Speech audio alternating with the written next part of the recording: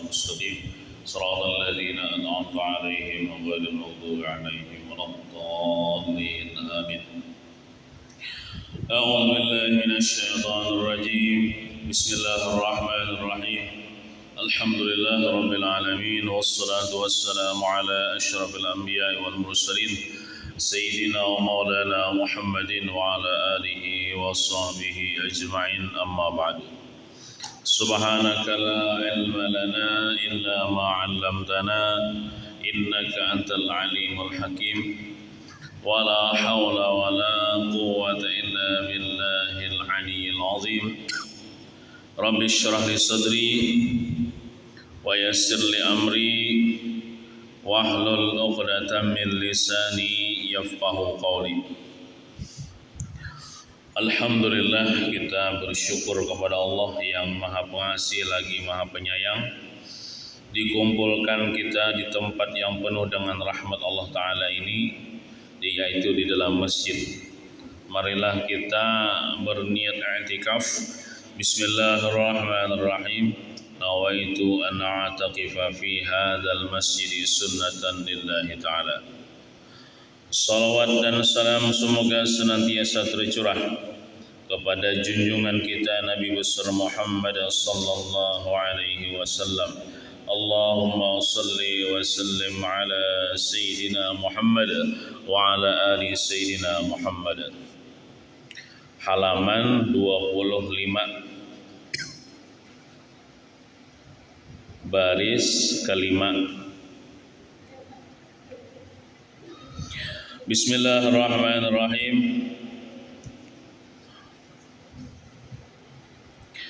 Qala al-musannifu rahimahullahu ta'ala wa nafa'na bihi wa bi jami' ulumihi fid dharain amin. Sedangkan memukul istri karena meninggalkan salat, maka ada dua pendapat di kalangan ulama. Dalam kaitan ini, maka yang lebih baik adalah suami memukul istri apabila dia meninggalkan sholat, padahal suami telah memperingatkannya. Jadi ada dua pendapat lah. Bila bini nih disuruh laki sembahyang, sekalinya nya kada kon sembahyang. Pendapat yang pertama ada yang mengatakan biar kada usah dipukul, itu urusannya kita lawan Tuhan. Yang penting laki itu menyuruh umanya sembahyang, menyuruh kalau tah. Bila mamanya kada sembahyang, biar kada usah dipukul, itu urusannya kita lawan Allah Ta'ala. Allah Ta'ala kita nang menghukuminya, biar kada usah dihukum. Pendapat yang kedua dalam kitab ini, lebih baik adalah suami itu memukul istri apabila dia meninggalkan salat, karena itu hak kepada Allah, itu harus dipertegas. Adapun hak kepada suami itu kan kurang lebih aja kemarin. Tapi memukulnya tadi dengan sapu tangan aja dan memukulnya di burit juga, artinya kada pecangan luka, kada pecangan bebalar-balar, kada pecangan bengkak-bengkak patah tulang. Nah, jadi sepatutnya bagi seorang istri apabila disuruh oleh laki sembahyang nurutlah. Sebenarnya istri yang baik itu biarkan dan menghadang laki menyuruh. Bila sudah sampai waktu sembahyang, karena itu kewajiban kita lawan Tuhan. Karena sembahyang itu termasuk syarat bila hendak masuk surga. Syarat kita masuk surga nih, cuman bagi Allah Ta'ala lah memasukkan hambanya ke surga itu tanpa syarat Bang. Tanpa syarat Bang, cuman bagi kita itu bersyarat, tapi bagi Allah Ta'ala kada bersyarat. Karena Allah Ta'ala itu mampu aja memasukkan hambanya ke dalam surga tanpa amal saleh. karena itu hak Allah Ta'ala. Tapi kalau bagi kita itu harus dengan menunaikan kewajiban, yaitu sembahyang. Nah, gitu. Jangan sampai disuruh orang sembahyang. Jadikan sembahyang itu suatu keperluan. Nah, jangan dijadikan beban. Namun dijadikan beban ya koler, rasa terbebani dengan kewajiban sembahyang. Jadikan itu suatu keperluan, kita perlu menghadap Allah Subhanahu wa taala, yaitu di dalam sembahyang. Nah, di dalam menjalin hubungan yang harmonis serta ketenangan pergaulan rumah tangga, sebaiknya seorang suami melaksanakan hal-hal berikut ini. Jadi amun hendak rumah tangga itu, hubungan antara suami istri itu harmonis, tenang, bahagia rumah tangga, hendaklah si suami itu melaksanakan ini nah, beberapa hal yang berikut ini nah. Yang pertama, memberikan wasiat kepada istrinya, termasuk sembahyang tuh kan, sembahyang jangan ditinggal lah, puasa jangan ditinggal lah, puasa Ramadan maksudnya. Puasa sunat itu terserah aja. Kalau tidak salah besok hari Selasa itu hari Tarwiyah, tanggal 8 Zulhijjah, maka sunat puasa Tarwiyah esok.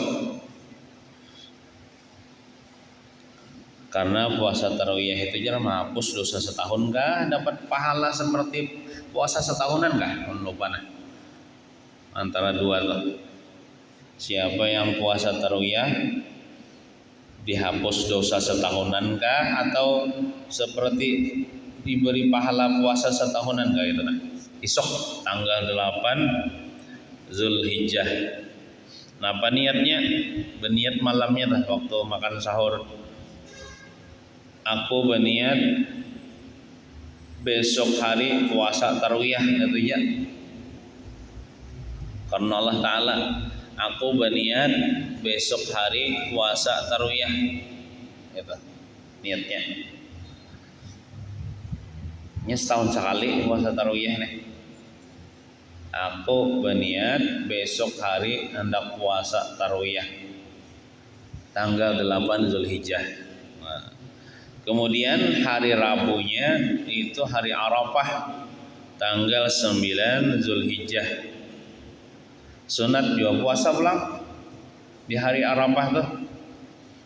Fadilatnya apa?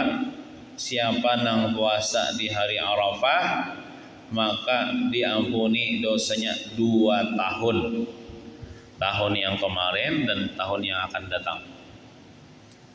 Siapa yang puasa di hari Arafah seharinya maka dosanya diampuni, dosa yang kemarin setahunan, dosa yang akan datang setahunan, 2 tahun. Niatnya malam hari waktu bersahur misalnya, aku berniat hendak puasa Arafah, itu ya niatnya. Aku berniat besok hari hendak puasa Arafah, puasa tanggal 9 Zulhijjah, tanggal 10 Zulhijjah hari Kamis, hari raya kurban. Hari raya kada boleh puasa, pada boleh puasa. Disunatakan berkorban ya Allah bagi nang sanggup berkorban. Nyenang berkorban itulah binatangnya lah, unta, kambing, sapi, domba, kerbau, ayam ada, berkorban ayam ada, itik kerja. Cuman di wadah kita nih sapi, kambing, unta ada lah. Nah, sunat aja bang mau korban itu ada wajib. Itu pun bagi nang sanggup.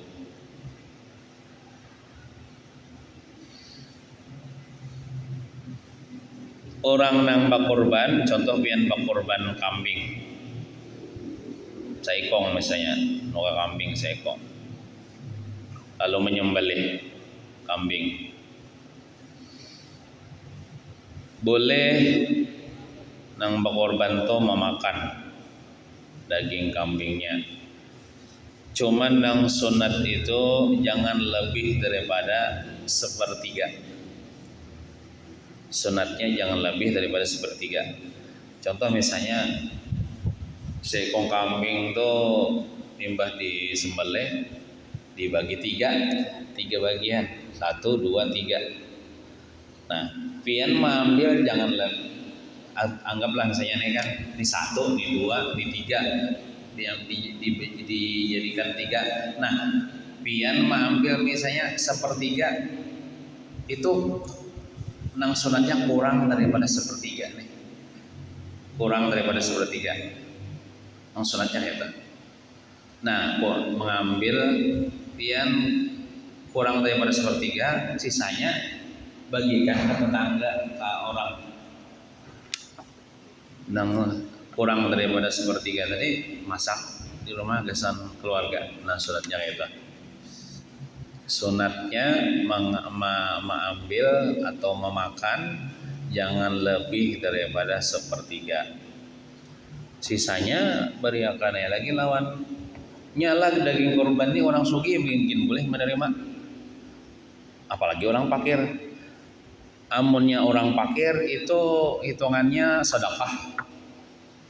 Amun bagi orang sugih itu hitungannya hadiah. Kalau misalnya tetangga bilang nang sugih juga boleh juga diberi nang sugih hadiah. Tetangga nang fakir sedekah boleh juga. Akikah itu juga akikah. Pian mengakikahi anak pian misalnya lalakian tuh 2 ekor kambing misalnya. Kalau bebinian seekor kambing sembelih nya antara kurban lawan akikah tuh bedanya kayak ini. Kalau daging kurban sunatnya itu nang mentahnya dibagikan kepada orang. Jadi nang menerima itu terserahnya ya hendak dimakannya kah ya, kalau dimasakinya hendak dijualnya kah terserahnya ya sudah. Tapi kalau daging akikah sunatnya ada wajib malah sunatnya kita memasak seberataan. Lalu nang masaknya itu dibagikan kepada orang. Ditinggal kepada kita nang mbak akikah itu jangan juga melebihi daripada sepertiga. Kurang daripada bahwasanya boleh kurang daripada sepertiga aja gitu nah. Sunatnya jangan lebih daripada sepertiga nang kita memakan di rumah tuh. Sisanya bayar karena masaknya lah nang mbak anggaplah nang mbak kuah-kuahnya lah gitu nah. Ini nang sunatnya kayak ini bu daging akikah tuh kita nang berjalan menjulung ke tetangga, bukan tetangga nang diundang ke rumah kita. Kita kan biasanya kan akikah aja datangi ke rumah. Itu kan orang tuh disuruh datang ke rumah. Nyenang sunatnya tuh kita bang nang berjalan bungkusi sebungkus orang jolongi ke orang-orang kayak itu bang nang sunatnya. Nah bahkan boleh aja nang mau undang rumah tuh boleh aja.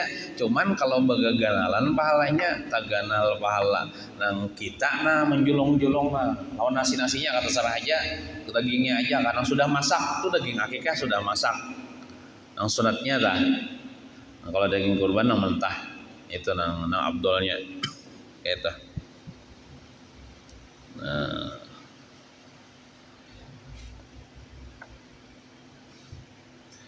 apa tadi jadi tak kasih itulah.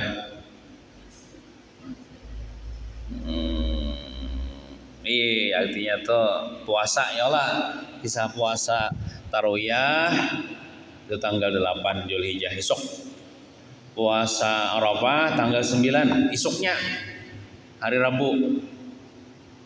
Nah, hari rayanya ada boleh puasa, ada boleh puasa hari raya. Nah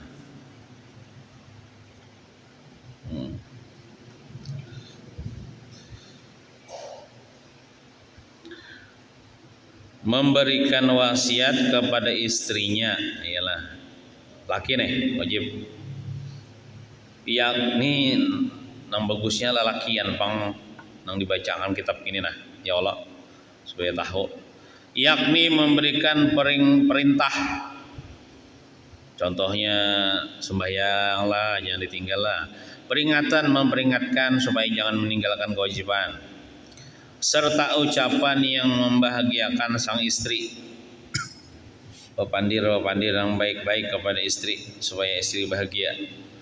Di dalam sabda Rasulullah sallallahu alaihi wasallam telah ditegaskan, rahimallahu rajulan qala ya ahlahu, tuhuklah ya ahlahu salatakum siyamakum zakatakum miskinakum yatimakum jiranakum la'allallaha yajma'ukum ma'ahum fil jannati.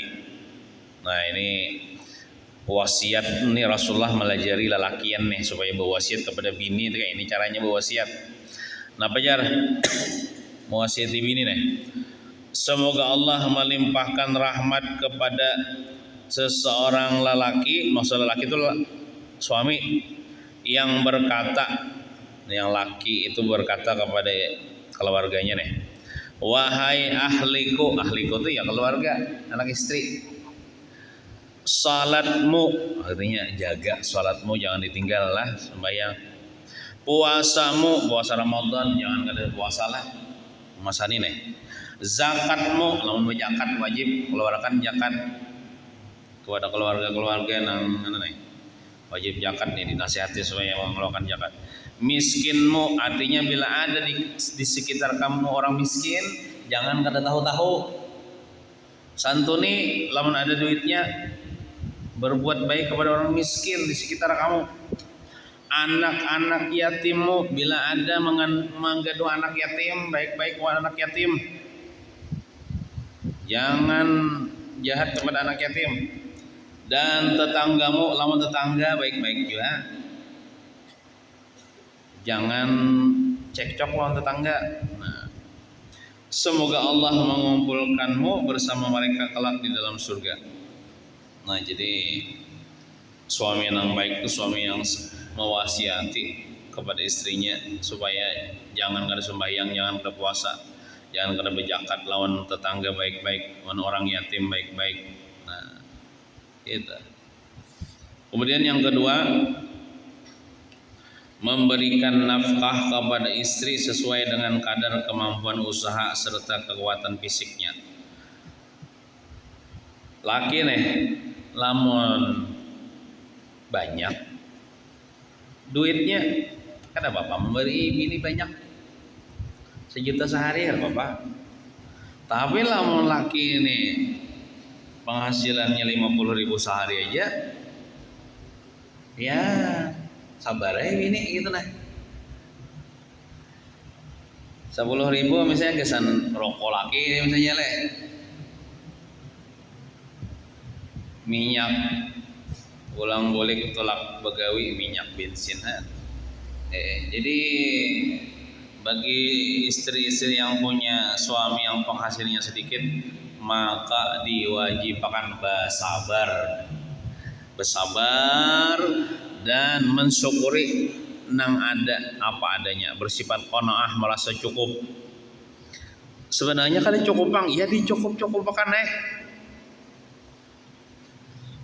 misalnya nukar bawang setengah kilo pada kawan nukar saon misalnya atau gitu, nukar pada kawan nukar gula sekilo nukar setengah parapat, supan lah kojar. Nah kita ini sudah ditakdirkan menjadi orang miskin, bapak supan, yang penting kada mencuri. Kada kawan nukar salitar nukar setengah litar, dibanyaki banyunya biar lambik kada bajua.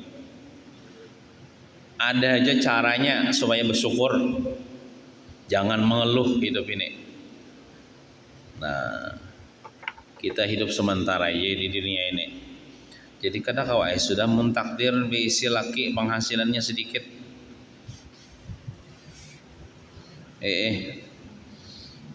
Bagi nang beisi laki penghasilannya sedikit pian bersyukur, jangan memandang orang langsung pandang kawan pian yang ada di bisi laki, kasihannya kada bisi laki. Seorang alhamdulillah bisi laki, nah itu syukuri gitu aja.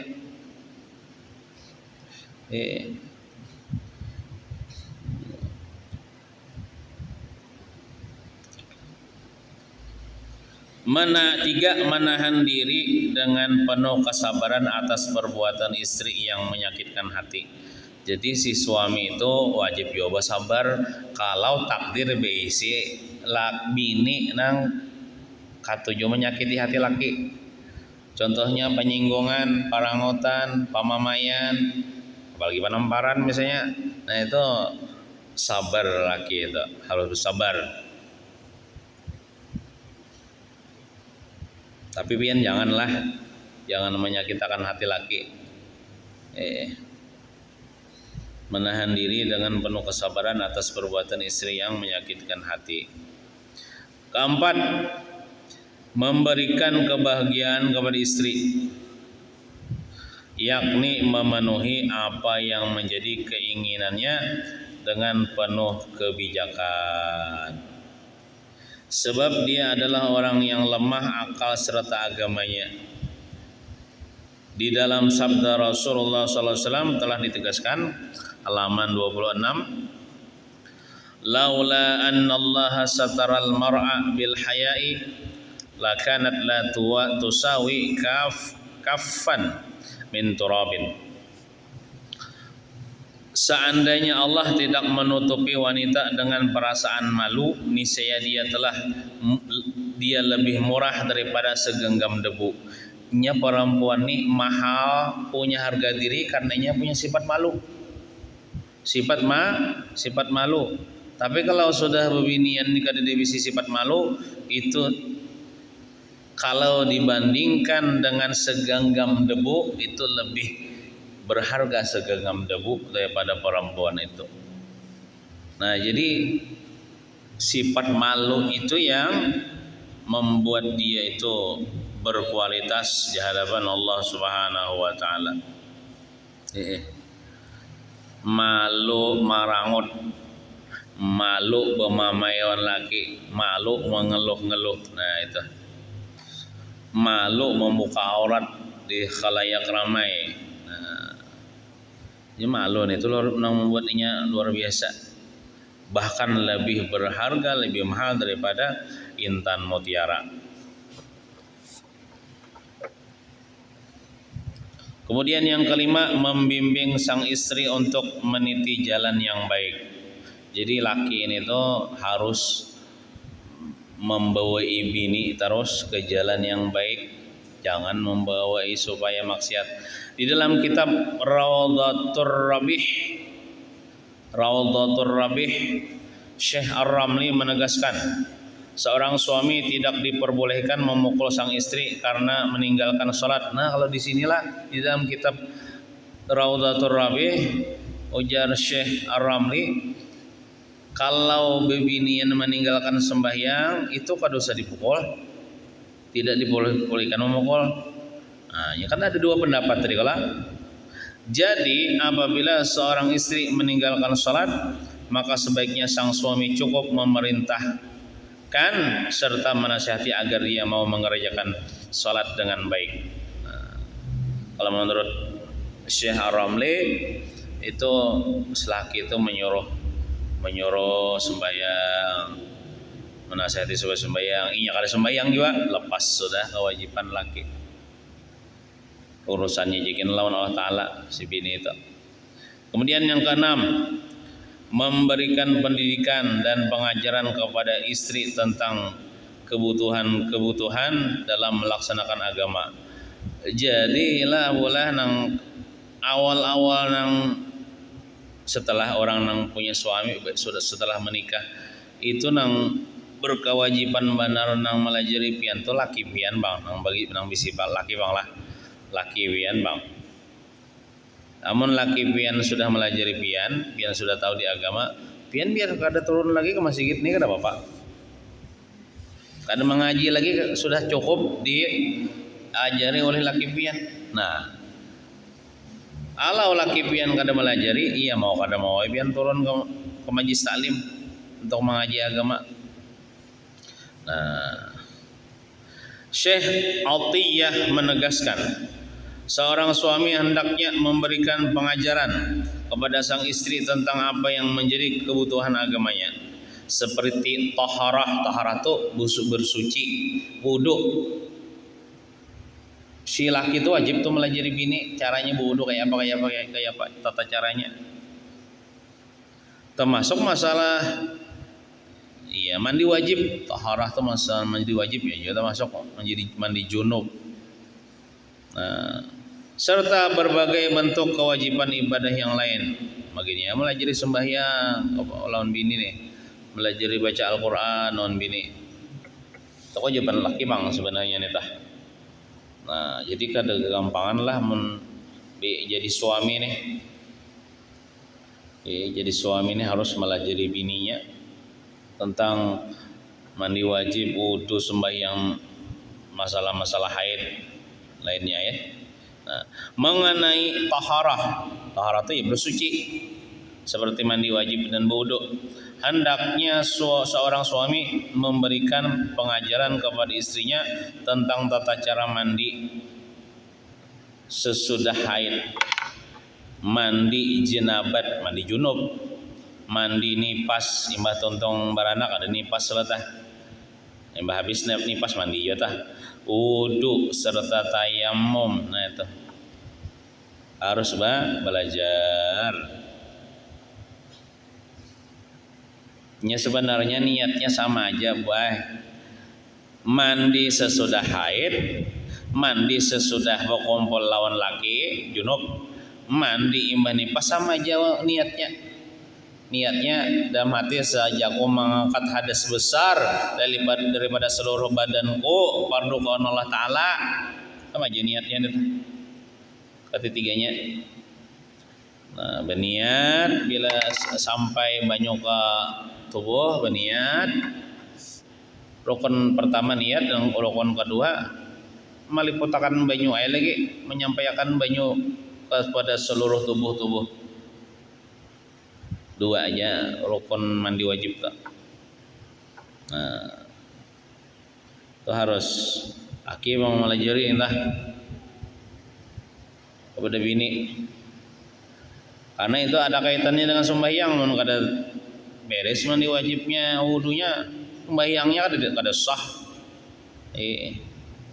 Mengenai haid, menstruasi, hendaknya seorang suami memberikan pengajaran kepada istrinya masalah-masalah yang ada kaitannya dengan haid. Misalnya menjelaskan tentang salat yang wajib diqadha. Sebab seorang wanita yang selesai haid sebelum maghrib, sekalipun hanya cukup digunakan untuk mengerjakan salat 1 rakaat, maka dia berkewajiban mengqada salat zuhur dan asar. Nah, ini sudah pernah kita jelaskan juga. Ini di dalam kitab ini penjelasannya. Pian to haid, dialah haid. Sekalinya pian ampih keluar darah haid sebelum masuk waktu maghrib, walaupun waktunya itu sempit. Seandainya orang tuh sembahyang 1 rakaat sempat di situ, satu rakaat sembahyang sempat, iya 1 rakaat itu berapa menit ya kira-kira? Anggaplah 2 menit. Pian habis keluar dari haid di waktu sebelum maghrib, 2 menit sebelum masuk waktu maghrib, maka pian mandi wajib. Mandi pian biasanya mandi wajib itu berapa menit? Mandi wajib tuh biasanya berapa menit kira-kira aja bang, harus sama hitungnya. Adalah 5 menit. Lawasan lah 5 menit, 4 menit, 3 menit kah? Ya anggaplah 4 menit. Lalu pian mandi wajib kalau tah pas pian haratan mandi wajib hanyar di 3 kali kuboy masuk sudah waktu maghrib. Allahu Akbar, masuk sudah waktu maghrib nih. Nah, jadi imba tontong pian mandi wajib, hendak bodoh-bodoh, lalu pian sembahyang maghrib lah, sembahyang maghrib. Karena masuk bang sudah waktu maghrib, sembahyang maghrib pian. Sembahyang maghrib 3 rakaat. Sembahyang maghrib ini adaan, bukan qadaan, adaan tuh tunai. Nah, himba tuntung sembahyang maghrib, pian wajib mengqada sembahyang asar. Karena pian tadi habis keluar darah haid, masih ada lagi waktu asar.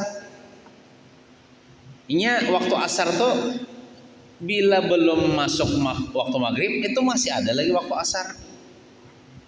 2 menit lagi tadi habis waktu asar.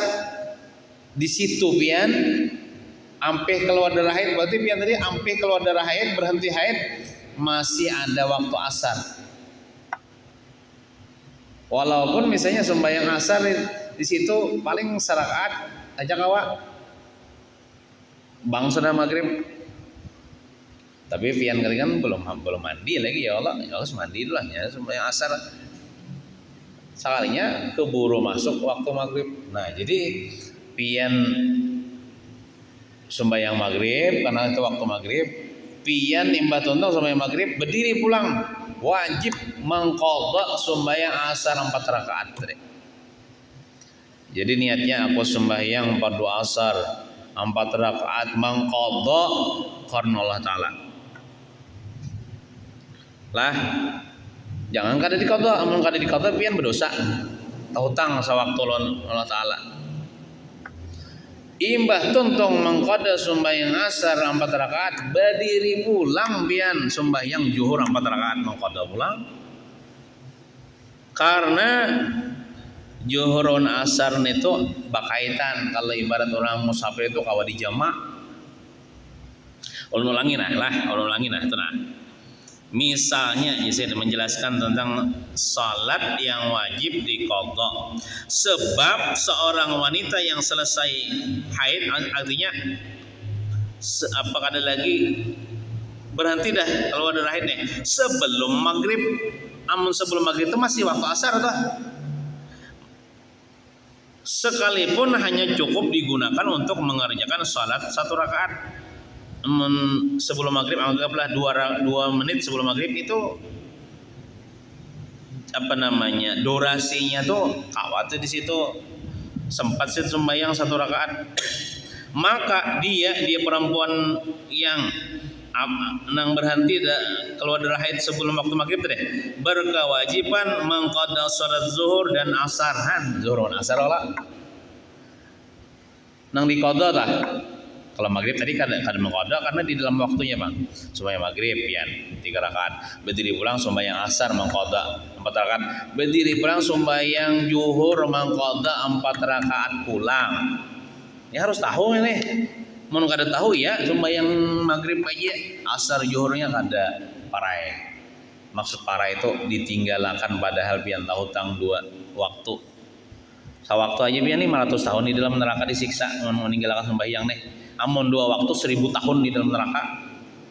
Itu laki pian maksudnya madahi pian nih. Tapi karena laki pian kada ada madahi mungkin kada tahu, maka pian wajib turun ke majlis taklim ini untuk belajar agama supaya tahu. Mau kada tahu ya nya kebanyakan orang telanggar itu karena kada tahu, karena kada ilmu lalu tagawi dosa meninggalkan sembahyang itu kan dosa tuh maksiat lah. Nah kayak itu pilapian nangka dia amun kayak ini nah ini waktunya nih habis keluar darah haid nih, berhenti darah haid, sempat aja pian menuntungan mandi nah, mandi wajib pian menuntungan mandi. Ini belum lawas lagi maghrib nih, imba tuntung mandi pian, kawa pian sombayang asar di dalam waktunya. Ini jam berapa nih? Jam 16.54. Sekarang misalnya nih, pian misalnya tadi haid, ampih keluar darah haid, wah ini mandi wajib, betuntung mandi wajib, sembayang pian, sembayang asar ini kada mengkoda karena masih ada waktunya, sembayang asar 4 rakaat, bukan mengkoda tunai. Imba tuntung sembahyang asar mengkoda zuhur. Lah, zuhur diqadha. Karena zuhur asar ini berkaitannya. Kalau ibarat orang apa tuh musafir tuh kalau dijamak, kalau dikumpul. Jangan asar aja nang pian gawe sabuting zuhur kada. Nah, tahu Tuhan. Jadi asar digawe tunai, zuhur digawe mengqadha zuhur. Mentunai itu kan niatnya aku sembahyang pada asar 4 rakaat tunai karena Allah Ta'ala. Amun zuhur mengqadha tadi aku sembahyang pada zuhur 4 rakaat mengqadha karena Allah Ta'ala. Nah kayak itulah, kayak itu. Paham lah? Mau kada paham batakon aja lah. Ini sudah jualan jelaskan kemarin, lawas sudah. Nah ini kitabnya. Terus demikian juga apabila dia perempuan nih selesai haid, artinya tuh berhenti keluar darah haid nih sebelum subuh. Nah nangka itu juga bebinian nih. Nah, terus akan sekiranya waktunya masih cukup untuk mengerjakan 1 rakaat salat subuh, maka dia berkewajiban mengqadha salat maghrib serta isya. Mau jelaskanlah pian haid. Sekalinya berhenti keluar darah haid paparak subuh. Maksud paparak subuh nih belum lagi orang bangun subuh lagi, belum azan subuh lagi, sekitar 2 menit kah 3 menit kah sebelum azan subuh ampih sudah keluar darah haid, maka pian mandi wajib.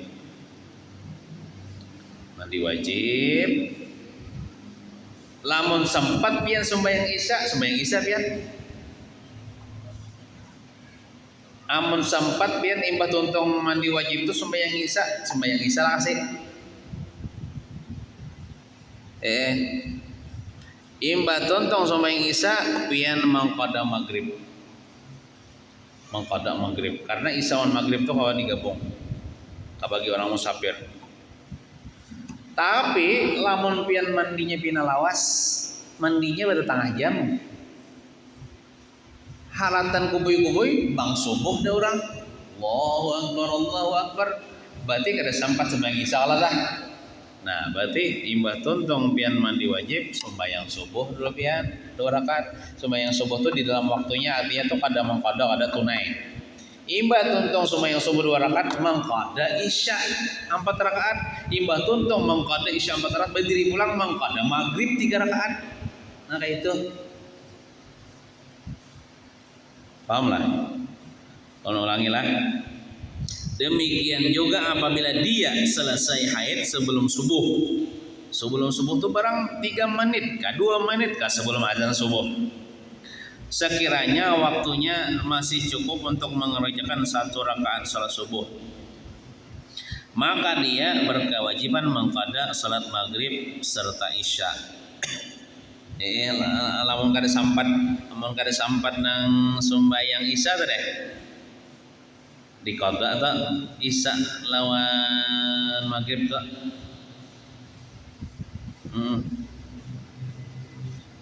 Amun pian sempat aja sembahyang isya misalnya jam 4 misalnya jam 4 tuh lawas lagi maghrib, misalnya sejam lagi hanya maghrib ya, lawas lagi hanya subuh sejam lagi, misalnya jam 5 hanya azan subuh, jam 4 biar ampih keluar darah haid mandi biar diwajib sabat aja sembahyang isya tah, sabat aja sembahyang isya tuh tunai karena sempat di dalam waktunya ya, isya tuh biar panjang waktunya sampai bang subuh tuh habis waktu isya. Ya sembahyang isya jam 4 itu bantu sembahyang isya wajib mengqada sembahyang maghrib. Jangan kada diqada sembahyang maghrib. Kan makanya perlu berilmu lah, mun kada berilmu tuh ya sembahyang isya jadi gawinya maghrib kada, padahal maghrib tuh wajib juga diqada sawaktu itu Jepang lah. Nah, majan aku bahari rancang aja tertinggal amun tahu kayak itu pian sibuk mengqada sembahyang ayo ini mengqada sembahyang wa ini apabila waktunya membayari utang lawan Tuhan nih.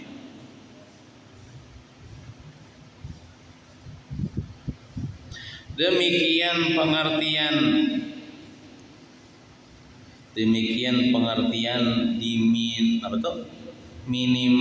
minimal yang harus diketahui oleh kaum wanita. Ya, sekurang-kurangnya ini barang perlu tahu. Kamu kada tahu nang mendalam masalah fikih nang ini dulu nang harus tahu lah minimalnya, karena ini pasti teralami oleh bebinian.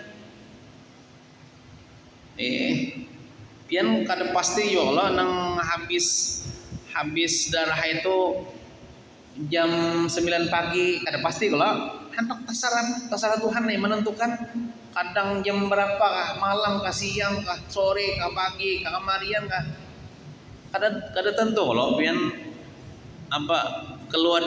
habis keluar darah haid itu kalau tadi itu habis keluar darah haid ketika nang sebelum maghrib tadi atau sebelum subuh tadi. Nah kayak itu caranya nang perlu diketahui supaya kita mengerjakan sembahyang nang wajib kita sembahyang dan wajib diqadha, supaya tahu sebagaimana ditegaskan dalam kitab Ihya Ulumuddin, itu kitab karangan Imam Al-Ghazali rahimahullah taala.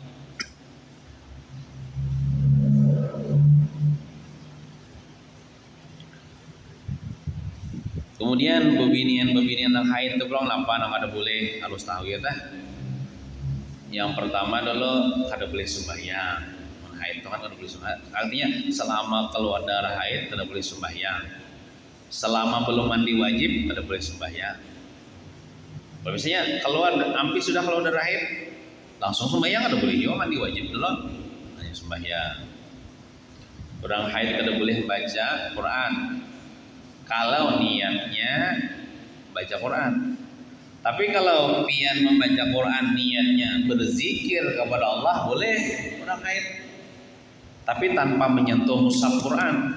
Bila menyentuh mushaf Quran, Al-Quran itu kada boleh orang haid. Bila pian haid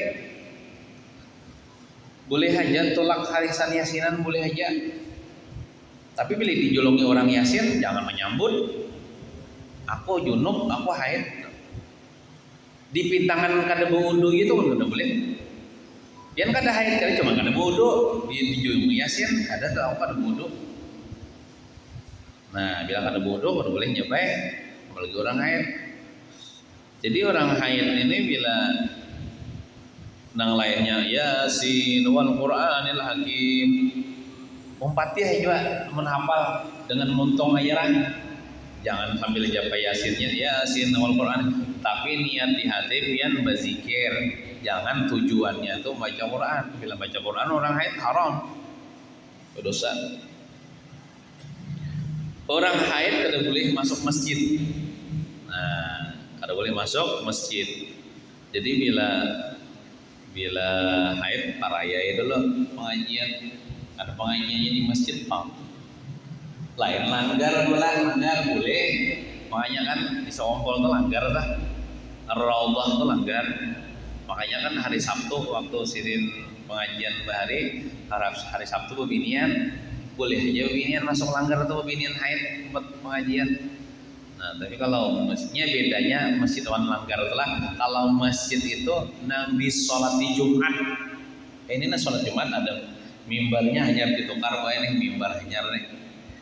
Ulun tadi niat hendak di situ dan duduk lah. Cuman asa ketinggian pengajian ya hendak di situ hendak mentes kalau jadi. Ini yang itu ada mejanya nih. Nuka mimbar lawan itu dapat bonus ini. Oh, pada tapi tahu juga harganya berapa. Nah, jadi bebinian masuk masjid, bertahan di masjid itu haram. Tak masuk bagian di masjid, duduk di pelatar masjid. Maksudnya bebinian haid lah, mau kada haid berapa? Bebinian ini haid. Walaupun ini pakai pembalut, duduk misalnya, nah santai di pelatar masjid itu nah. Walaupun batisnya bejuntai ke halaman, tapi buritnya berduduk di pelatar itu nah. Oh, haram juga, haram juga. Orang yang junub nih. Haram juga perempuan yang haid ini jima dengan suaminya. Arkanan haid haram juga. Nah itu haram-haram nih. Puasa haram juga. Bahkan kada sah puasanya.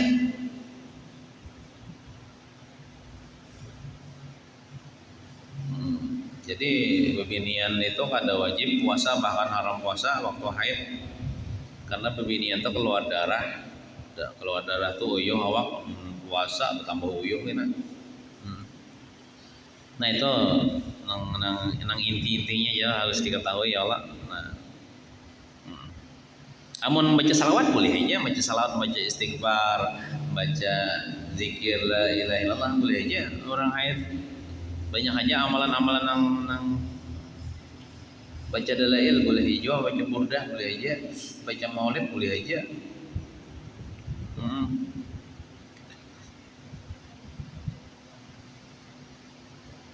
Menjapai kitab burdah bang boleh aja bang, itu lain Quran bang lahnya nang nggak boleh itu Quran, masa Quran.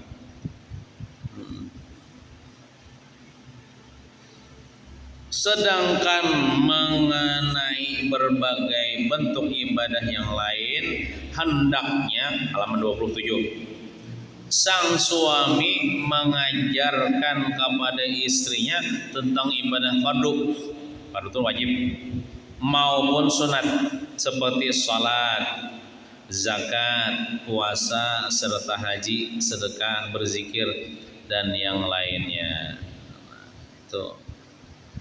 Itu anu tuh si laki itu harus melajari itu kepada bini tak.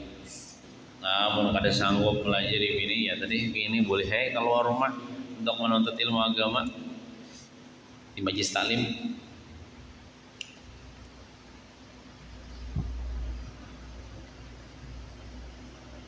Terus apabila seorang suami memiliki kemampuan untuk memberikan pengajaran kepada istrinya sendiri, maka istri tidak diperbolehkan keluar rumah untuk menanyakan sesuatu kepada orang-orang alim, termasuk belajar kepada orang alim. Jadi lamun lakinya sudah melajari di rumah, cukup aja sudah melajari di rumah lakinya, kada boleh lagi bini itu keluar rumah untuk menuntut ilmu. Kada boleh lagi. Apalagi lakinya melarang. Nah, namun jika suami tidak mampu, lakinya kada alim juga, jahil juga nih, kada tahu juga masalah agama, karena minimnya ilmu pengetahuan yang dimiliki, maka sebagai gantinya dialah yang harus bertanya kepada orang alim. Kayak itu bang dulu. Laki pian bang sebenarnya nang bertakon. Maksudnya laki pian nang menuntut ilmu. Imbah dapat ilmu hanyar laki pian memadahkan.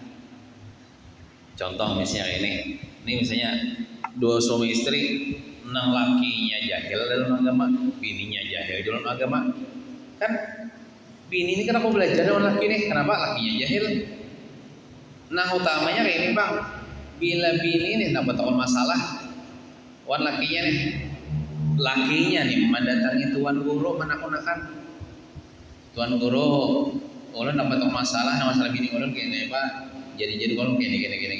Dapat kalau sudah ilmu nih, boleh ke rumah disampaikan kepada bininya kayak itu bang, nang lebih utamanya dulu. Lakinya nama menuntut ilmu disampaikan kepada bininya.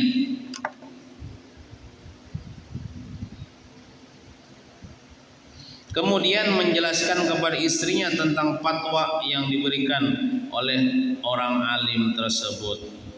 Sementara sang istri tetap tidak diperbolehkan keluar. Nah, artinya ada hajat yang diutus bini nih, yaitu laki untuk bertakon ulama.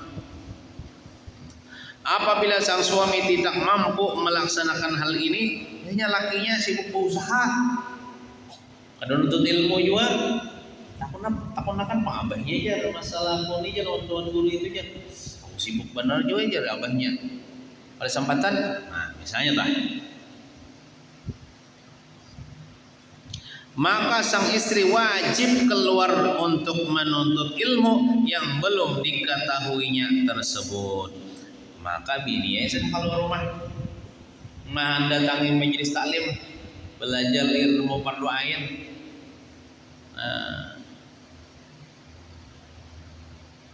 Ini selama kita pengajian di masjid ini, mulai awal sampai ini ilmu fardu ain tahu sekarang mau sampaikan nih. Ada nang ilmu nang sunat ada ilmu fardu ain, masalah sembahyang ya Allah, masalah fikih, masalah tauhid, masalah tasawuf. Tidak bang selain pada itu. Pian baik kalau rumah menuntut ilmu itu nang diperbolehkan menuntut ilmu nang wajib aja. Adapun menuntut ilmu nang sunat itu pian kada diperintahkan untuk keluar rumah mencari ilmu nang sunat. Nang wajib aja.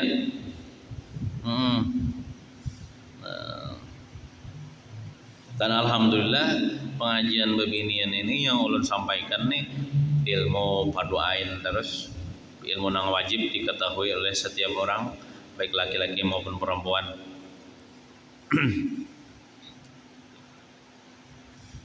Seandainya suami melarangnya, mainnya jangan usah kalau rumah, enggak usah pengajian, maka dia berdosa, lakinya berdosa. Tiwas orang ada melajari bini nang kewajibannya nih. Berdosa laki.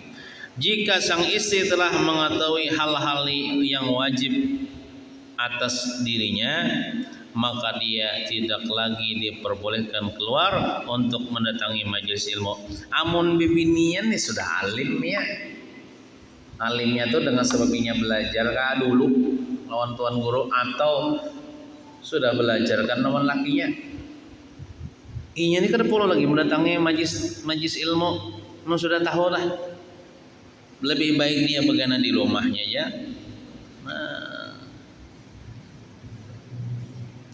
Kecuali atas izin laki, kecuali laki mengizinkan. Kecuali laki mengizinkan, ayo aja kamu mendatangi majlis ilmu itu jalan. Nah boleh aja. Melakinya kada mengizinkan, ya laki ikam sudah cukup aja sudah ilmu ikam. Ikam tahu juga sudah masalah hak-hak kepada suami tahu aja, masalah haid, masalah sudah tahu. Ya kalau sakin keluar rumah, itulah kita pada berdosa melarangnya itu karena bininya sudah alim. Nah, amunnya lakinya mengizinkan aja, ya datangi hati jangan. Majlis taklim itu ya kada apa-apa. Nah, di dalam Al-Qur'an Allah Subhanahu wa taala SWT itu Subhanahu wa taala lah. Jangan di dalam Al-Qur'an Allah SWT telah berfirman. Nah, SWT itu singkatan Subhanahu wa ta'ala telah berfirman, ya ayyuhalladzina amanu qu anfusakum wa ahlikum nara. Surah At-Tahrim ayat 6. Hai orang-orang yang beriman, peliharalah diri dan keluargamu dari siksa api neraka. Quran surat Taubah ayat 6. Nah nih bubuhan laki-laki, suami-suami nih, peliharalah istri kamu, anak, keluarga kamu, jangan sampai masuk neraka. Ibadahi agama, dilajari agama, supaya beragama, supaya kada menggawi dosa, supaya kada masuk neraka. Nah itu caranya. Jadi ayat ini menegaskan bahwa orang-orang yang telah menyatakan dirinya beriman atau mengaku dirinya beriman lah, maka wajib menjaga diri serta keluarganya dari siksa neraka, yakni istri serta anak-anaknya. Maksud keluarga itu istri dan anak-anaknya, dan siapa-siapa yang disebut sebagai keluarganya terdekat. Nah, siapa bangsa anaknya, mama abahnya, bintuhannya, wajib untuk dijaga dan dipelihara dari berbagai bentuk perbuatan maksiat yang menyebabkan mereka masuk ke dalam siksa neraka. Jadi kayak pian misalnya, ya Allah, pian berkewajiban to menasihati akan keluarga terdekat, menegur, ada keluarga terdekat mengerjakan maksiat, ditagur, dinasihati. Itu tanda sayang lawan keluarga. Jadi ibaratnya tuh mendakwahi anak keluarga dulu, keluarga hanya orang lain. Karena keluarga itu kewajiban kita.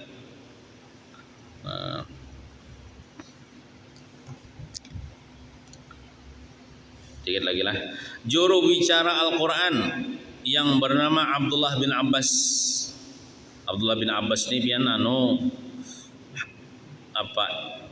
ahli dalam tafsir Al-Quran. Ini Abdullah bin Abbas ini sepupu Nabi Muhammad, termasuk sahabat Nabi Muhammad yang alim di bidang Al-Quran, memberikan komentar atas pengertian ayat di atas. Hendaklah kamu memberikan pengajaran kepada keluargamu dalam urusan syariat Islam. Jadi ujar Abdullah bin Abbas, maksud firman Allah Ta'ala, peliharalah dirimu dan keluargamu jangan sampai masuk neraka. Itu maksudnya apa? Hendaklah kamu tuh memadahi, melajari dengan pengajaran agama syariat Islam kepada keluargamu.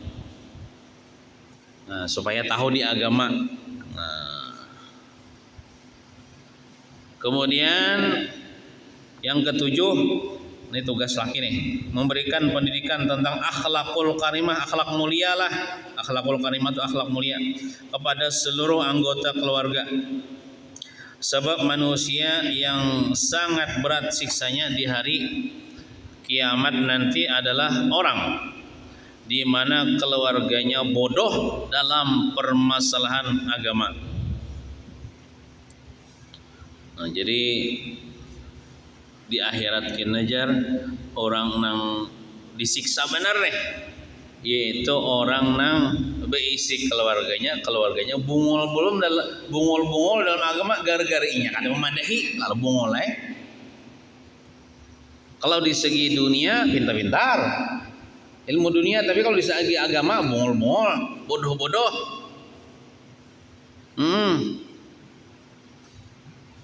Ada ulun mendengar ada di video ya bang lah Habib Jindan,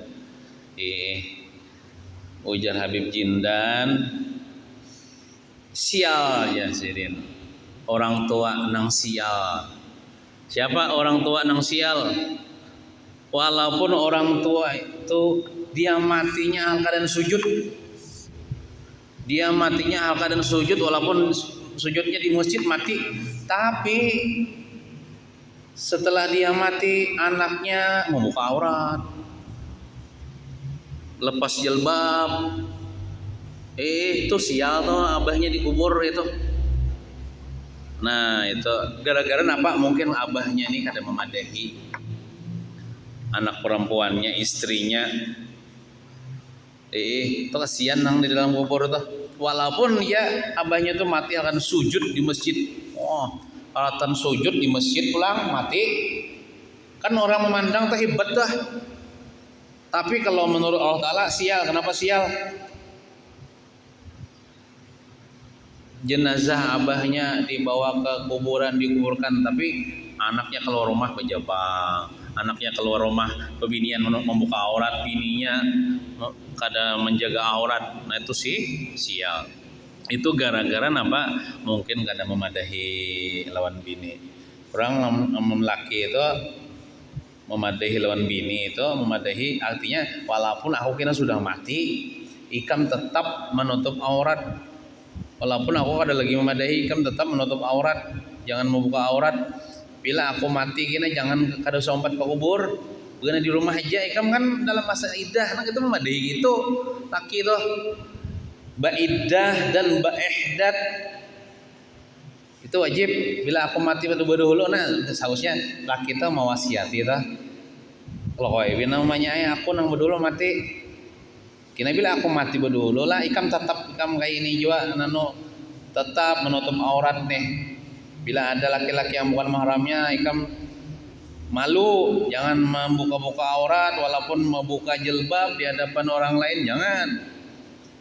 Nah mau wasiati nang kayak itu tau, anak perempuan diwasiati juga. Bila aku mati kina ikam harus sampat ke kubur. Kina hendak ke kubur tuh kayak aja. Imba tuntung orang bulikan.